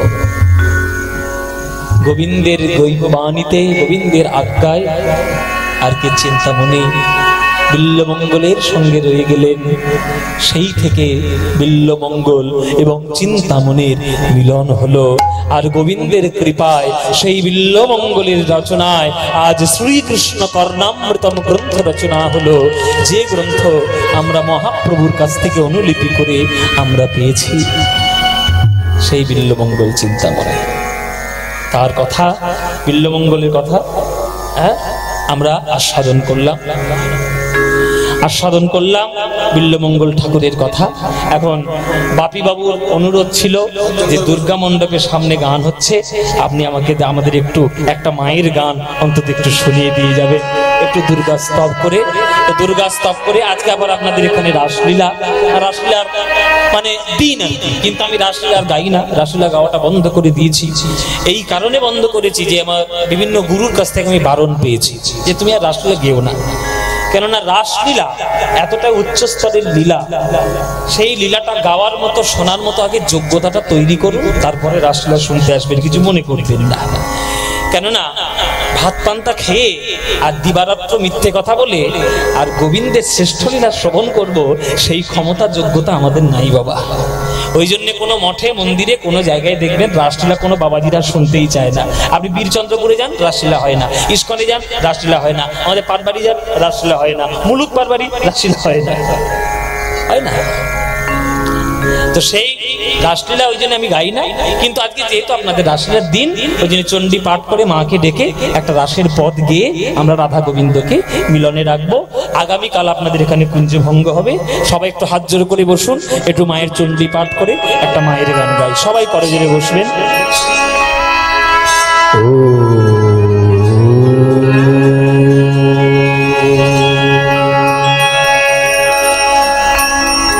त्वं स्वाहा त्वं स्वधा त्वं हि वशतकार स्वरात्मिका सुधातमक्षरे नित्ये त्रिधामात्रात्मिका स्थिता अर्धमात्रा स्थिता नित्या यानुच्चर्या विशेषतः त्वयि विधार्यते सर्वं त्वयि तत्सृज्यते जगत् त्वयि तत्पाल्यते देवी त्वमत्सन्ते च सर्वदा विशिष्ट सृष्टिरूपा त्वं स्थितिरूपा च पालने तदा संह्रीन्ति रूपान्ते जगतस्य जगन्मये महाविद्या महामाया महामेधा महाश्रुतिः महामोहा च भवति महादेवी महाशूरि प्रगतिस्त्वं हि गुणस्य सर्वत्र विभाविनी कालरात्रिर्महारात्रि मोरात्रिश्च दारुणा त्वं ह्रीं त्वमीश्वरी त्वं ह्रीं त्वं बुद्धिर्वदलक्षणा लज्जा पुष्टि तथा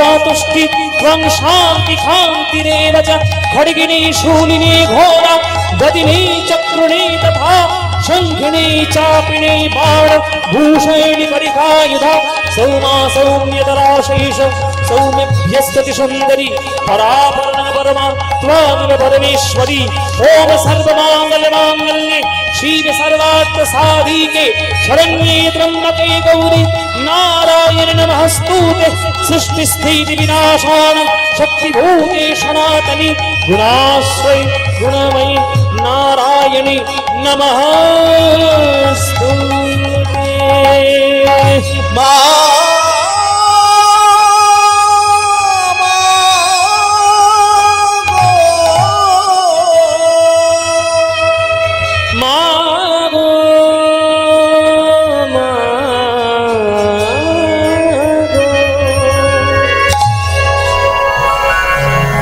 মিছেই ভ্রম ভূমণ্ডলে ভুলো না দক্ষিণা কালী বদ্ধ হয়ে মায়ার জালে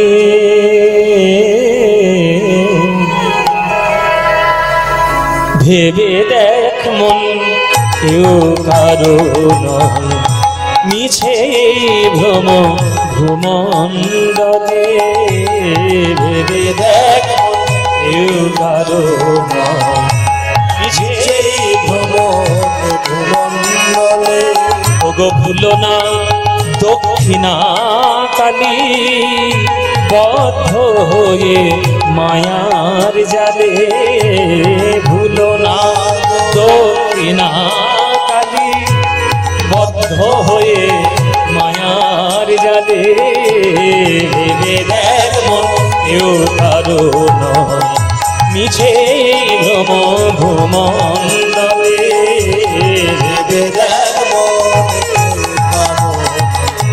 যার জন্য মর ভেবে সে কি তোমার সঙ্গে যাবে যার জন্য মর ভেবে মা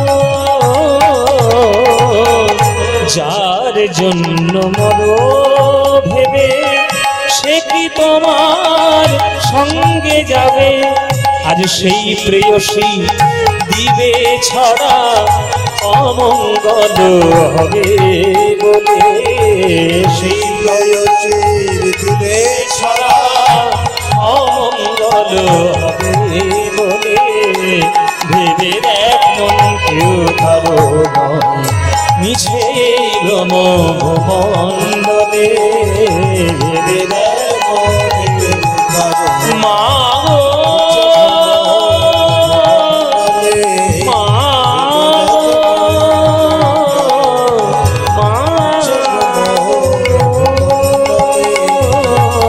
জননী জননী জননী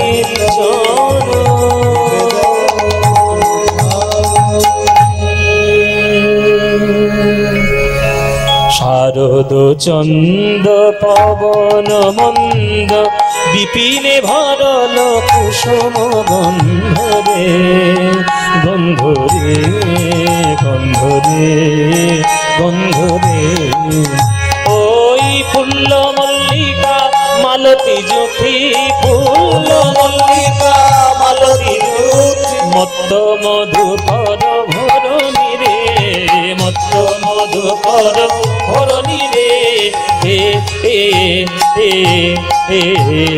হে রাত রাতি ওই ছন মাতি শ্যাম মোহন মদনে মাতি শ্যাম মোহন মদন মাতি जाही बोलत ताही चलत मुरली कथन लोलनी मुरली कथन लोलनी मुरली कथन लोलनी গোবিন্দের আজ রাসলীলায় এক এক গোপী এক এক কৃষ্ণ রূপে সমগ্র ব্রজ গোপীগণের কাছে নিজেকে তুলে ধরলেন। হ্যাঁ, তাই এক এক গোপীর কাছে এক এক কৃষ্ণ রূপে আজ কৃষ্ণ রাসলীলা করলেন এবং বৃন্দাবনে সর্বশ্রেষ্ঠ লীলা করে তিনি আজ রাধা গোবিন্দের প্রেম জগৎকে শ্রেষ্ঠ করলেন। তাই গৌর প্রেমানন্দে হরি হরি বল। হ্যাঁ, আমাদের রাধা গোবিন্দের একটা যুগল গান গেয়ে আজকের আমরা আজকে শেষ করব, কালকের কুঞ্জভঙ্গ আছে। হ্যাঁ, চলো।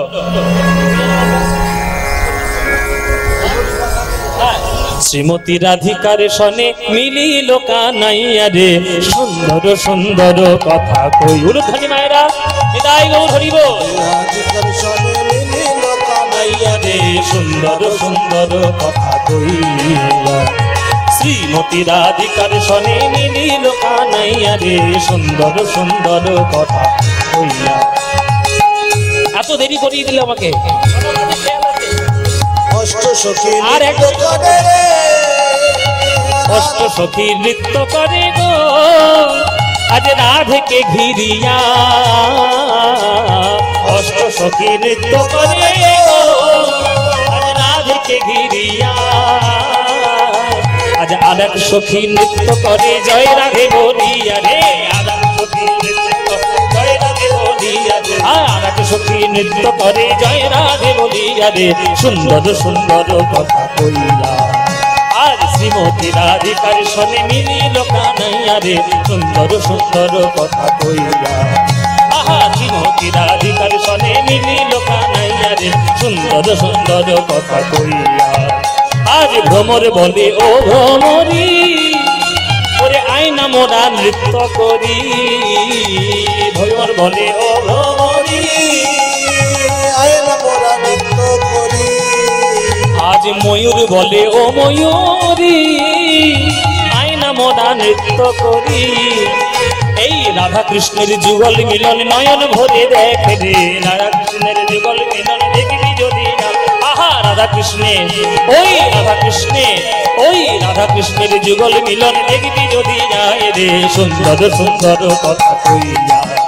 আজ শ্রীমতী রাধিকার সনে মিলিল কানাইয়া জগদীশ হরে जय जगदीश हरे जय जगदीश हरे जय जगदीश हरे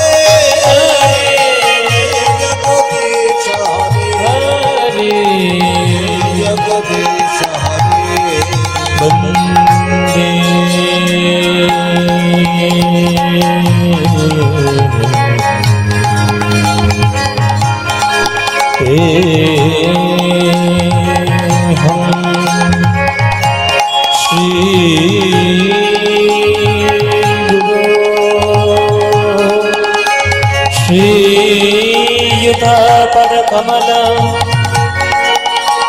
श्रीगुरून् वैष्णवांश्च श्रीरूपासाख्यजातं सहगणरघुनाथं द्वैतं तं सजीवं साद्वैतमस्ववधूतं परिजनसहितं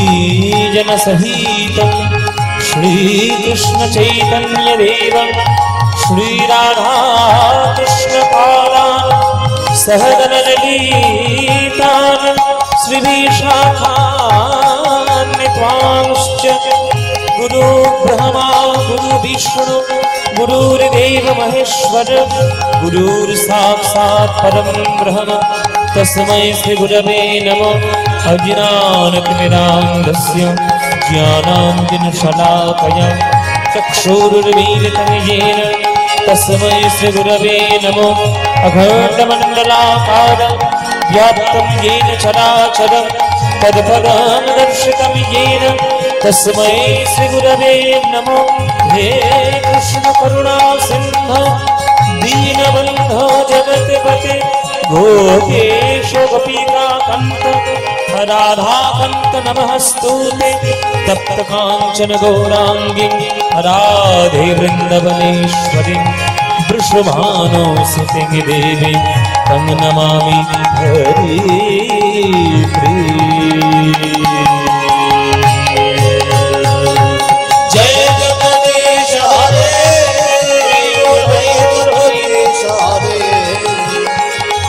जगदीश हरे जय जगदीश हरे जय जगदीश हरे जय जगदीश हरे जय जगदीश हरे जय जगदीश हरे जय जगदीश हरे जय जगदीश हरे जय जगदीश हरे जय जगदीश हरे जय जगदीश हरे जय जगदीश हरे जय जगदीश हरे जय जगदीश हरे।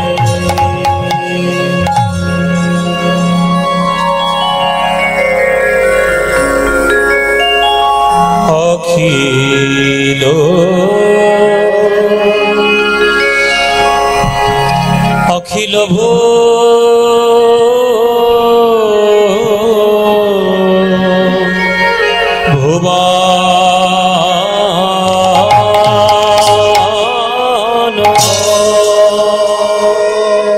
ओ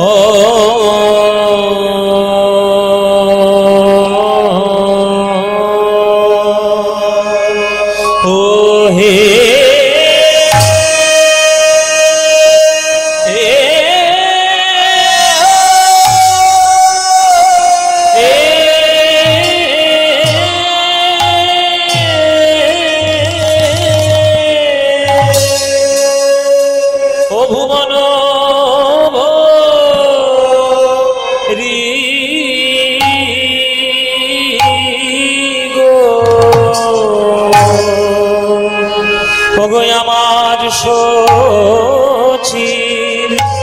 সচির নন্দা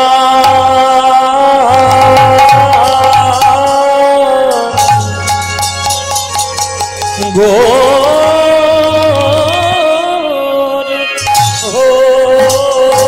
হরি হরি রে আহা আহমরি আরে অমরি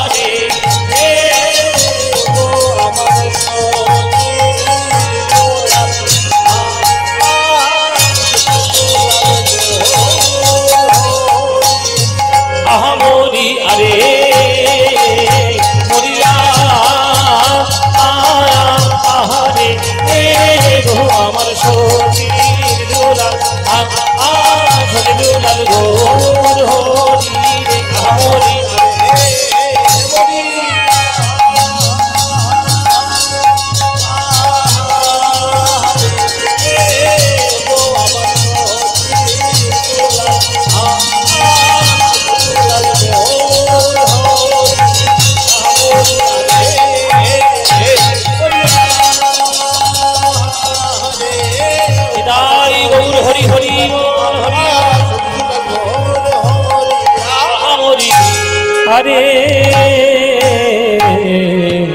ওগো অখিল ভুবন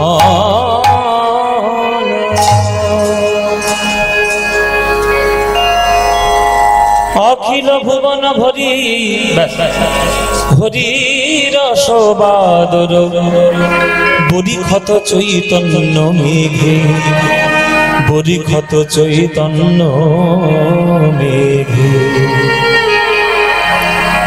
অখিল ভুবন ভরি হরি রসবাদর বরিক্ষত চৈতন্য মেঘে সারা বিশ্ব সংসার জুড়ে মহাপ্রভু নামক মেঘ থেকে যে হরিনামের রসধারা বরিশন হয়েছে। বরিশধারা মানে আমাদের হৃদয় থেকে আমাদের জীবন থেকে তাপ দূর করার এক উপায়। মহাপ্রভুর হরিনামের রসের ধারার জন্য প্রত্যেকটি জীবের হৃদয় থেকে আধি আত্মিক আধি ভৌতিক এবং আধি দৈবিক ত্রিতাপ জ্বালা তিনটেই দূরীভূত হয়েছে। তাই মহাপ্রভুর এই প্রেমের ধারার জন্য আজ আমরা বাংলায় সেই প্রেম রসের ধারা আর কীর্তন সঙ্গীত আমরা উপহার পেয়েছি। তাই মহাপ্রভুর চরণে কৃতজ্ঞ আমরা বাঙালিরা যদি না থাকি তাহলে বাঙালি জাতির কোনো এক্সিস্টেন্স থাকবে বলে বা এক্সিস্ট করবে বলে মনে হয় না।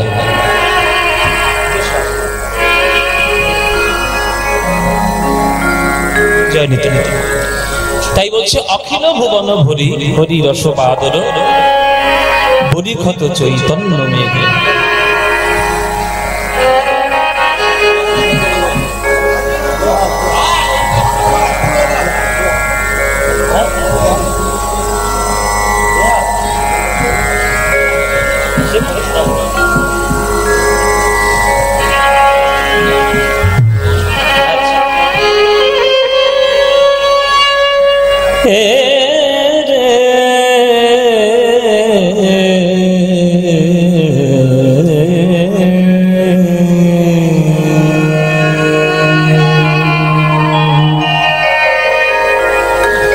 অখিল ভুবন ভরি হরি রসবাদর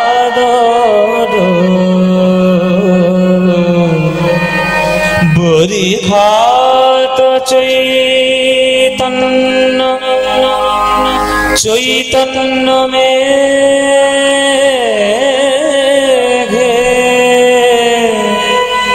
মেঘে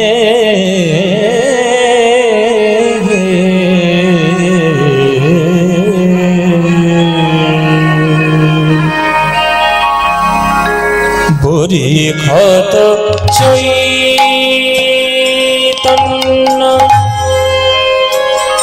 বরিক্ষত চৈতন্য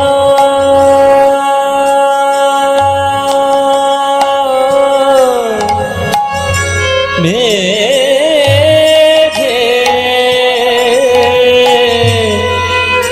চৈতন্য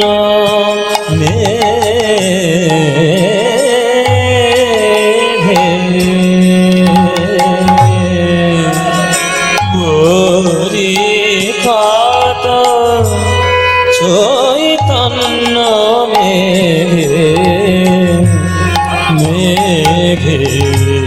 বরিক্ষত চৈতন্য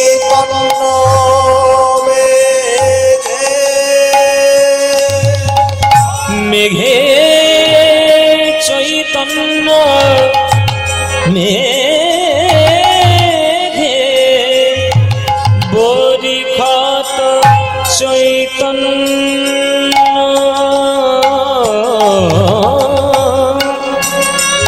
অখিল ভুবন ভরি হরি রসবাদর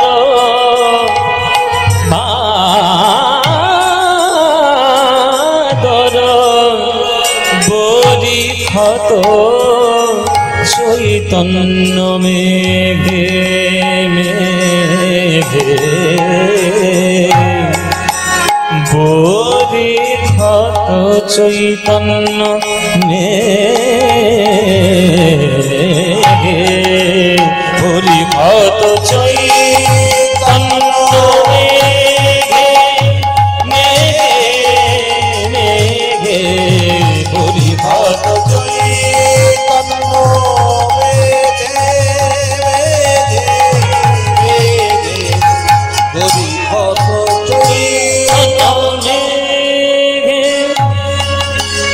ভকত চাতক যত তারা পিবি পিবি অবিরত অনুক্ষণ প্রেম ধন প্রেম ধন প্রেম ধন মাগে মাগে মাগে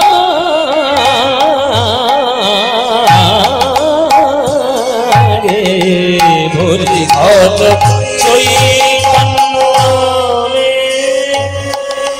পানি সাজনে সানে দা পদা মা পধা পামাগরে মাগরে গরে রে সমাগরে রে নি ধনে পদা মা পরে নি ধা পামাগরে মগরে গ সজনে সরে গ মগরে গরে নি ধনি পদ মা পা নি ध म ध म प नि ध रे म नि ध रे नि ध नि ध प ध म प नि ध म प नि ध म प नि सा बोधि खत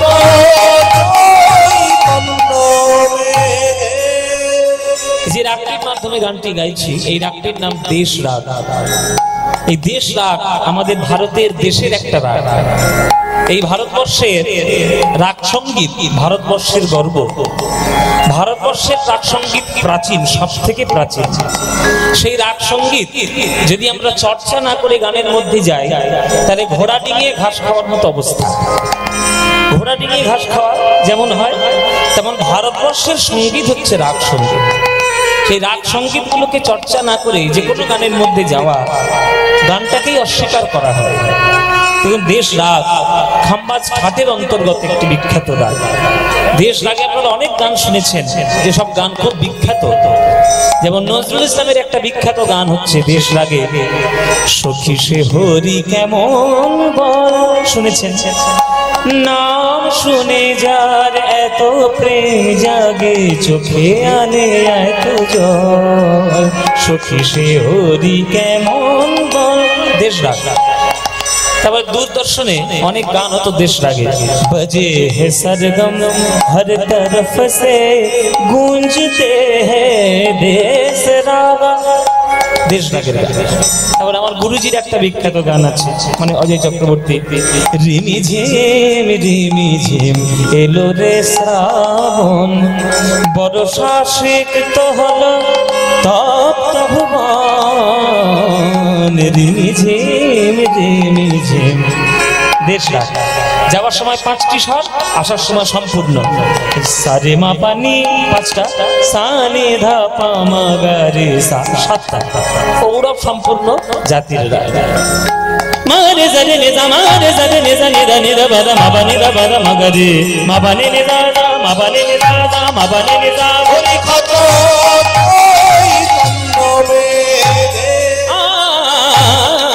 বরি ঘট চৈতন্য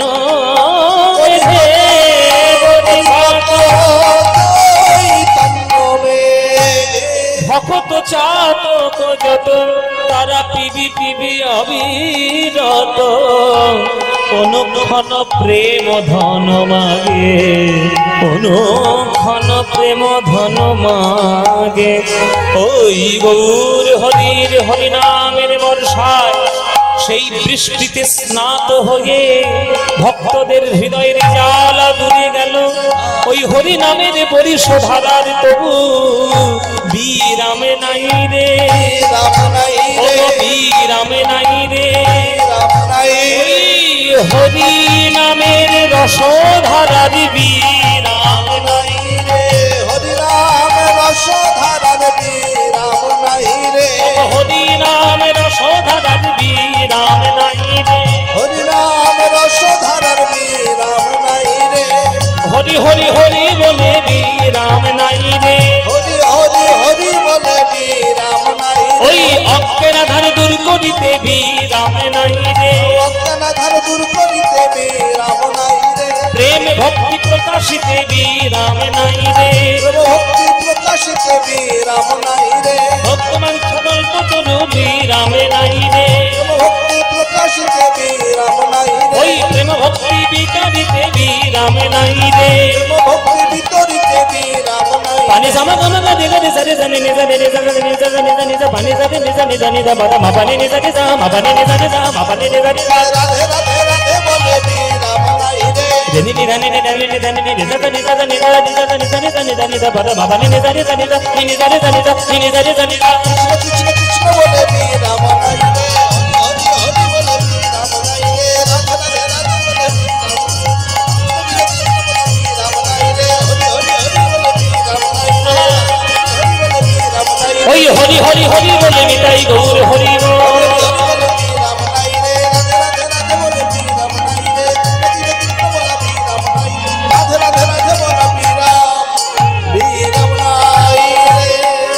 বরিখত চৈতন্য মেঘে বরিখত চৈতন্য মেঘে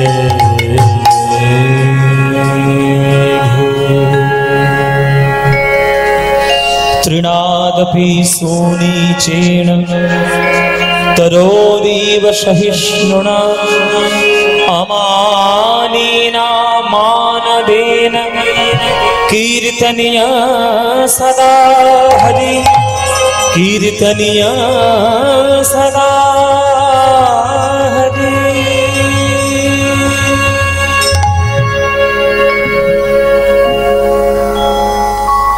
जय निताई উপস্থিত সকল কৃষ্ণ অনুরাগী গৌর ভক্তবৃন্দের চরণে আমার কোটি কোটি দণ্ডবত প্রণাম।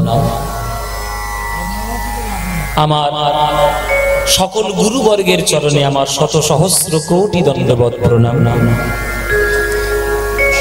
মিরসা গ্রামের বহু বছরের এই হরিনাম সংকীর্তন অনুষ্ঠানে আজকের আপনারা দূর দূর থেকে সকল ভক্তবৃন্দগণ একত্রিত সমবেত হয়েছেন প্রাণ গৌর গোবিন্দের লীলামৃত মাধুরী পান করবেন বলে। বাংলার কীর্তন সঙ্গীত বাংলার গর্ব, বাংলার মানুষের আত্মিক রসদ, আত্মার রসদ হরিনামের মধ্যে যতটাকে আমরা পূর্ণভাবে পাই অন্য কোনো গানের মধ্যে এই রসদ আপনারা কখনো পাবেন না। এই হরিনাম সংকীর্তন আস্বাদনের জন্য আজকে আপনাদের আশা।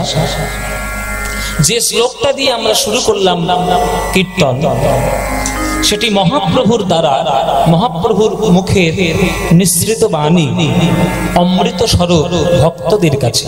একটু রিভাবটা কমাও, রিভাবটা একটু কমিয়ে দেবে, আর একটু বেসটা একটু কমিয়ে দাও সামান্য। হ্যালো হ্যালো, হ্যাঁ হ্যাঁ ঠিক আছে, রিভাবটা আর একটু কমিয়ে দাও।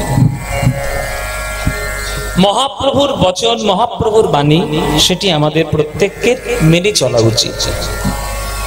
যে উপায়ে নাম লইলে প্রেমের উদয় হয়, তাহার লক্ষণ শ্লোক শুনো স্বরূপ রাম রায়।